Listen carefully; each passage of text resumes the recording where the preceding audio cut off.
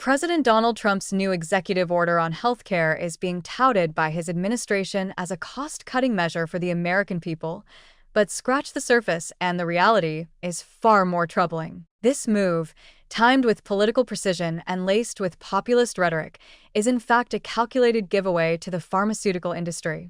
It's not a win for patients or seniors, or the 66 million Americans on Medicare. It's a well-packaged surrender to the lobbying machine that has fought tooth and nail to protect its profit margins at the expense of public health. At the center of this executive order is a deliberate effort to weaken the drug price negotiation powers granted to Medicare under the Biden-era Inflation Reduction Act. That law, a rare step forward in reining in prescription costs, finally gave Medicare the ability to negotiate directly with drug makers after 9 years for most small molecule drugs, the pills and capsules that dominate pharmacy shelves. But with this order, Trump is directing his health department to push Congress to delay that eligibility period by 4 more years.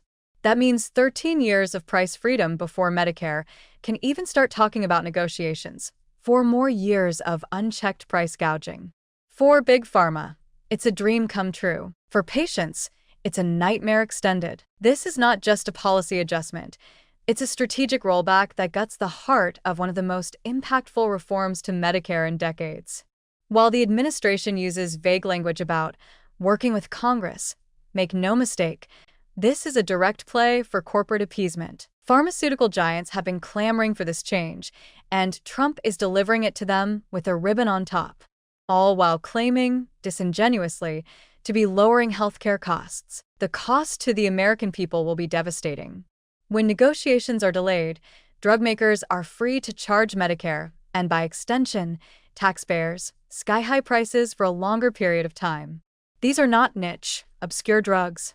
We're talking about everyday medications that seniors rely on to manage chronic conditions. Under the current system, price cuts negotiated under the Biden administration slash some of the highest-cost medications by as much as 79%. These were real savings.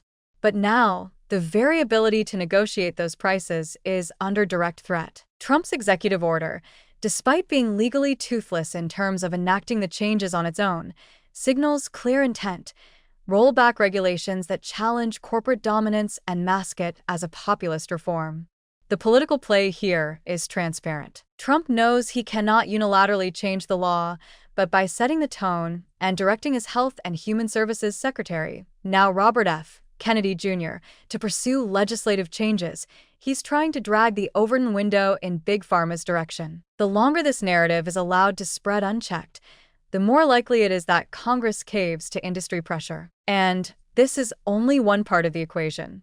Alongside the negotiation delay, Trump's order rehashes several older talking points, encouraging state drug importation programs, streamlining approvals for generics and biosimilars, and adjusting Medicare payment structures. These are window dressings, policy ornaments used to decorate an order whose core function is to protect industry profits. The idea of importing drugs from Canada, for example, has been floated since Trump's first term, yet nearly no progress has been made. Only Florida has been approved, and even that program remains largely theoretical. Canada has repeatedly warned it cannot and will not supply the U.S. with enough medication to make a difference. It's a distraction tactic, not a serious solution. Similarly, streamlining generic approvals sounds good in theory, but the FDA already has mechanisms in place for this. The real barrier isn't regulatory inefficiency, it's the legal and market manipulations that Big Pharma uses to keep generics off the shelves, from patent extensions to pay-for-delay schemes. Trump's order does nothing to address those root causes. It's performative governance, crafted to give the illusion of progress while the problem deepens. Even the inclusion of price alignment and site-neutral payments isn't the breakthrough it's being portrayed as. These are complicated policy shifts that require deep structural changes and face fierce resistance from entrenched healthcare providers. There's no clear pathway to implementation, and certainly no guarantee that the savings will reach patients.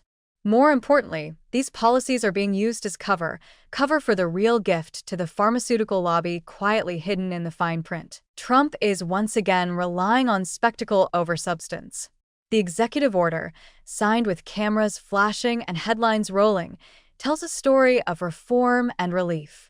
But beneath the surface, The true story is one of quiet surrender to corporate interests. Americans are being told their costs will go down, but the reality is they will pay more and for longer. While pharmaceutical executives celebrate their latest policy victory in boardrooms far removed from the struggles of everyday people, the fact that this comes amid a broader push to investigate the pharmaceutical industry under the guise of national security only adds to the cynical irony. Tariffs may be coming, yes, but those will likely increase costs for imported ingredients and medications, leading to even higher prices for consumers. In the end, it's a double bind. Higher prices through longer monopolies on one hand, and higher prices from trade disruptions on the other. Trump's policy is a trap disguised as a gift. There is no bold new vision here, just old deals wrapped in new language. A healthcare system already on the brink, burdened by cost, inequality, and inefficiency, is being pushed even closer to collapse by policies that pretend to serve the people while padding the pockets of the most powerful. What we are witnessing is not reform. It is betrayal, and it will cost Americans dearly.